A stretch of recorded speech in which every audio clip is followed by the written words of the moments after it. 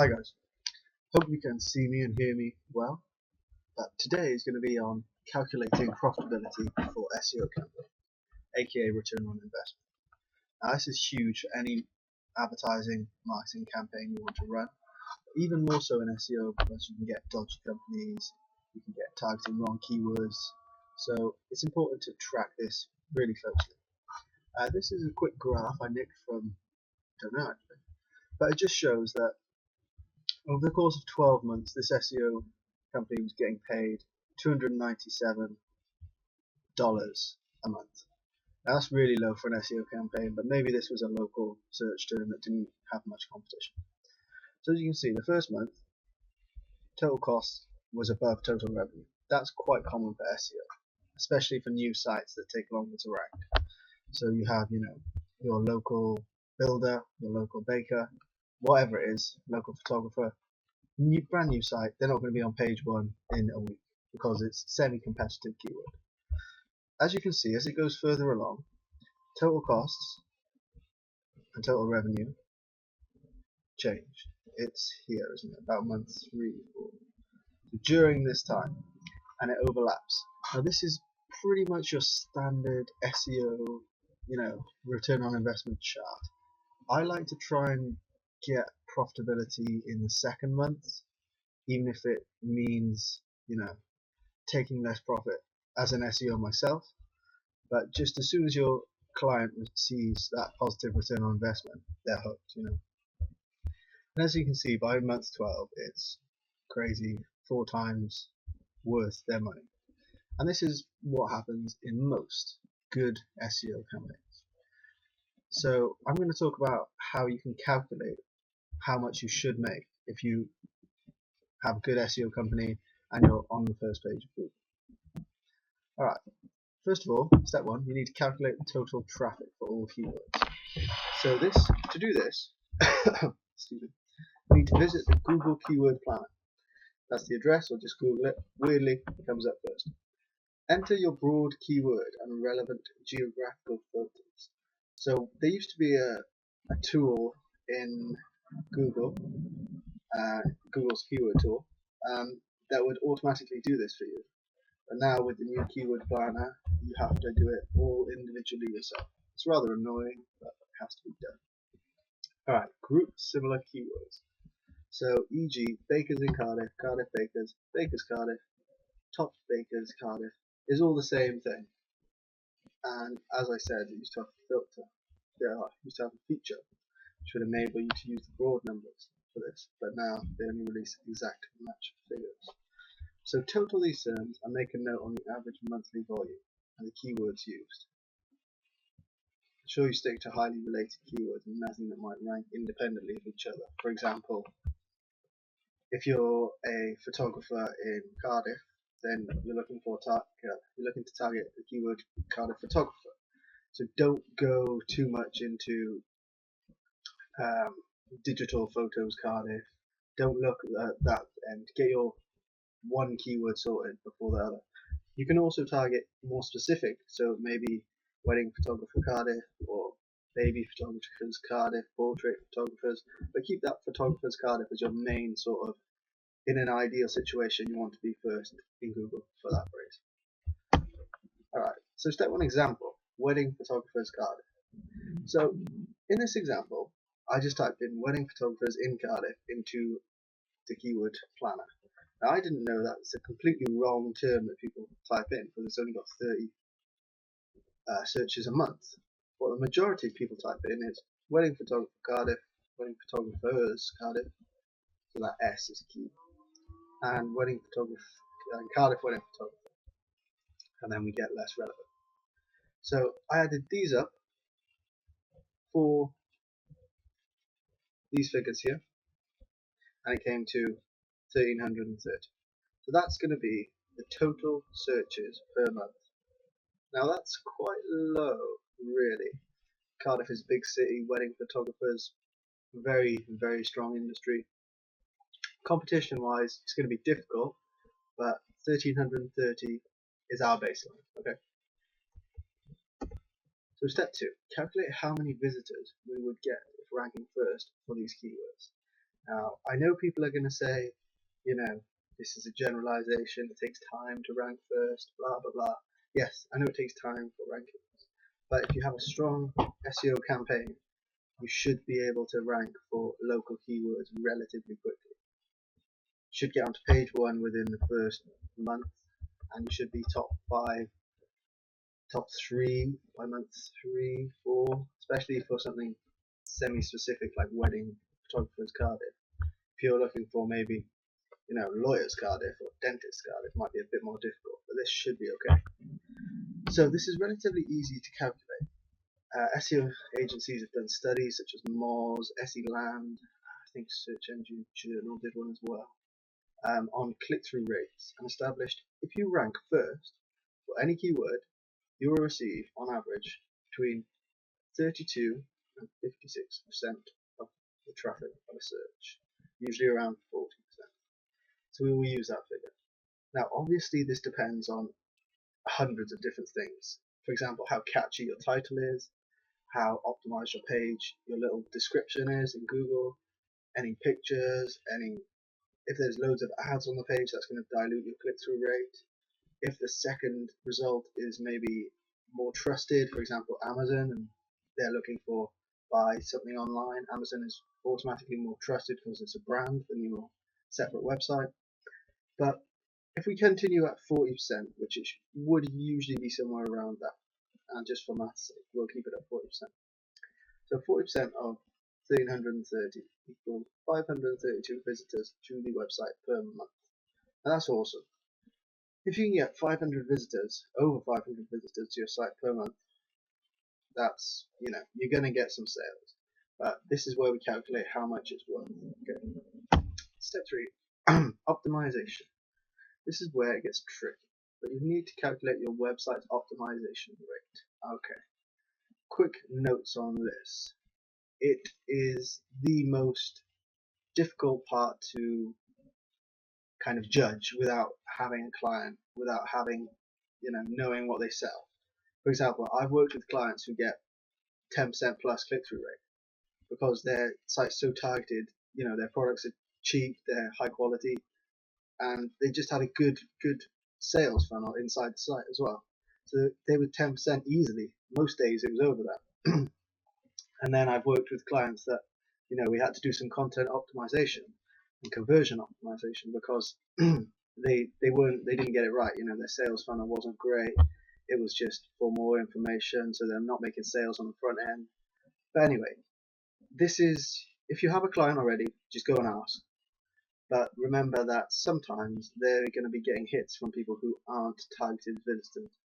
When we rank in Google, we only get targeted visitors. We don't get any of the people looking for, wedding photographer's Cardiff. That's someone who's looking for a wedding photographer for their Cardiff wedding. They're looking for a wedding photographer and they live in Cardiff, or their wedding is in Cardiff. Okay. I should mention actually, Cardiff is a place in Wales, capital city. If anyone in the US is watching this, they probably don't know, but yeah, it's quite a large city in the UK, about 300,000 population, and good business city. Anyway, so local SEO conversion rates vary drastically, but if your website is well optimized, and let's assume you charge a reasonable price, you should be able to get a 5% conversion rate. That's 1 in 20.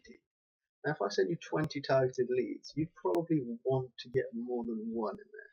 You probably want to be looking at 2, maybe even 4, 20%. But for the time being, we'll say a 5% as a baseline rate, because this wants to be, we're shooting for bad month figures. Maybe search volume is down a bit, maybe it's, March. I don't think there's many weddings in March, or cold actually, January time. So if we go back to our example, 5% of our total visitors equals about 26 customers per month. Now that is a lot, almost 1 a day. But I'll talk about how, as a wedding photographer, if you're a single entity, it's just one person, you might need to either hire someone else or you can sell these leads. Now if you sold these leads for, you'd either sell them as a base rate, so say they're not followed up leads, in which case you wouldn't get as much, maybe 10, 20, 50 pounds, Or you could follow them up and they've got their wedding photographer sorted.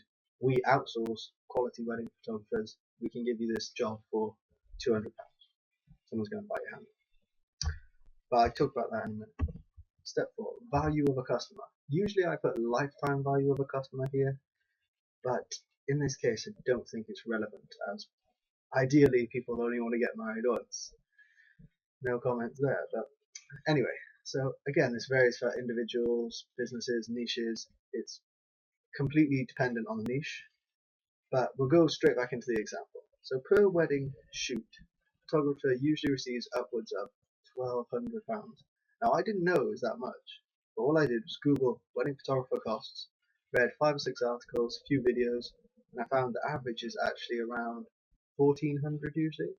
Now obviously this includes your photographer for the day, all the equipment. He's there for the reception, the service, everything. But at the end of the day, he's only there for one day. He's also processing all the photos, getting them printed, obviously quite a few overhead costs. So outside of printing costs, camera equipment depreciation, and let's say driving costs, maybe he lives in an hour away. Let's say it's £800 profit per shoot, per wedding. Now, I think that would be about right if you're charging 1,200, 1,400, but, and at the end of the day, it is an entire day's work, plus, producing the photographs, getting them printed and everything does take time. But let's say £800 per shoot. So total profit per month, pretty simple to calculate. You just have your 26 customers converted at £800 per month, assuming this photographer could somehow manage that influx. He would generate £20,800 profit per month. Now, obviously, that seems too high to be true, too good to be true. We have to take into consideration 3 main things here. The first is, not everyone searching for wedding photographer in Cardiff is a super targeted lead. For example, there are maybe 100 photographers who would like to rank for that search. Now say they all check their rankings twice a month. Now immediately we've just lost 200 searches a month, because someone who is a photographer is not going to want to hire a photographer. That makes sense. So with these search volumes, you should be a little bit apprehensive, but we can usually say generally it's an okay figure because you'll target longer tail keywords. For example, if someone searched for wedding photographers in Cardiff for outdoor beach wedding. Now if you still came up first for that long tail keyword, you'd still get the lead, but that search wouldn't be included in the overall search volumes of what we did at the first step, where we added up all the broad ranges. But you'd still get the lead. So I find we usually just let those two sort of cancel each other out. And I know keyword research people are probably going to hate me for saying that, but I don't care. So obviously it's impossible for an individual photographer to do all of these weddings, as dates would clash. You'd get 2 people wanting to, well, maybe 5 people wanting the same date. But these leads could be outsourced for a fee, and that's what I mentioned. You could probably outsource these for, if you just said, oh, this is someone who wants a wedding photographer, here's 20 quid, here's a lead. They'd probably give you 20 quid in terms of, make it more official than that. But if it's not followed up, it's difficult to get more than that. If you had time, it would be very good to try and follow up leads. So you'd use your client or your outsourced individual photographer, aka your competitor, his prices, his experience, and you'd say, well, how does this guy look? Is this someone you want? They say yes. You say, go to them. Obviously arrange this before, but go to them saying, listen, I've got you a lead. They're ready to sign up today if you can give me a commission of 15%. 15% of 1,200. I'm not going to do the math, but it's around £200. So that's a good, little bit of extra profit for you not doing a lot in terms of going out taking pictures. No overhead costs here, just your SEO costs, and you've got £200 in your back pocket. do this for everyone. I know it takes time, or you can just sell the direct leads for 10, 20, 50 pounds. Or a second way I like, this photographer could go to the sort of bespoke deluxe class where he, makes his services targeted to only wealthier people, the richer, the ones who want the deluxe insane packages. So he could double his rates. He could be charging 3,000 per client and take the hit on conversions because he'd be able to. He might lose, 80% of his conversion rate or 80% of his leads, but that extra 20%, is going to pay him a similar amount because he's doubled his prices. So instead of maybe 20.8k profit per month, he's only getting 10. But at the end of the day, he's only working, 5, 6, 7 events in that time. Anyway, that's the power of SEO. It's my favorite marketing method, obviously, because I'm an SEO and I love doing all this return on investment maths and getting excited over how you can help someone make, upwards of £20,000 and they are just quite struggling. But it also shows that if your SEO company is charging you £100 per month for this keyword, chances are they don't have a effing clue what they are doing. Because if they could generate you £20,000 extra per month, now I know I'm not saying that's what's going to happen, but if you were first in Google, you can see you would generate a lot of leads, a lot of money. And if they were charging you £100 per month, it wouldn't make sense because everyone would do it. That's what I'm trying to get at. So in our example, we looked at wedding photographers. Client, if they're charging about £2,000 per month, and it takes 2 or 3 months to get them to first position on Google, once they are there, they're making upwards of £20,000 per month. Is that likely? No. Is it possible? Yes. So if they did make £20,000 per month, even if it was only for 1 month, they've almost paid a year of SEO fees, just under a year of SEO fees. They would continue doing it. They couldn't risk not staying there. And this is how you get clients and you keep clients. It's not worth trying to, go out and get the £20,000 client per month. Lots of people talk, American figures about $10,000, $15,000 clients per month. I'm not a huge fan of that. I prefer getting smaller local clients around £1,000, £2,000 per month and ranking them for their specific keywords easily and quickly if possible. And then, anyway, they could just go on, they could change their entire business model. They could just sell leads. You rank someone there, they could just sell leads to make a full-time income. If they generate, we said, wasn't it 26 customers per month? If they're selling them at £200 per lead, that's £5,000 a month. That's probably upwards of what the photographer was making anyway. And that's 90% profit. If you did hire an SEO company for 2,000 per month, and you're making 5,000 doing just the back end, it's a good £36,000 a year business. You could go on to sell that website for a lot. You could, you could do anything from there really. You could set up your own photographer business. You could set up your own photography directory, where people list, and then you have, your money coming in already. You could have premium listings for £200 a month. You could have super premium listings for 500, whatever. It just begs belief sometimes. SEO is a powerful marketing strategy. Return on investment is crazy high if you know what you're doing. So I hope that clears up a few things on how you can calculate the broad range of, what your potential profit could be. And then, I hope that helped. Thanks for watching. Like, subscribe, and share, and all that good stuff. Alright, cheers. Bye.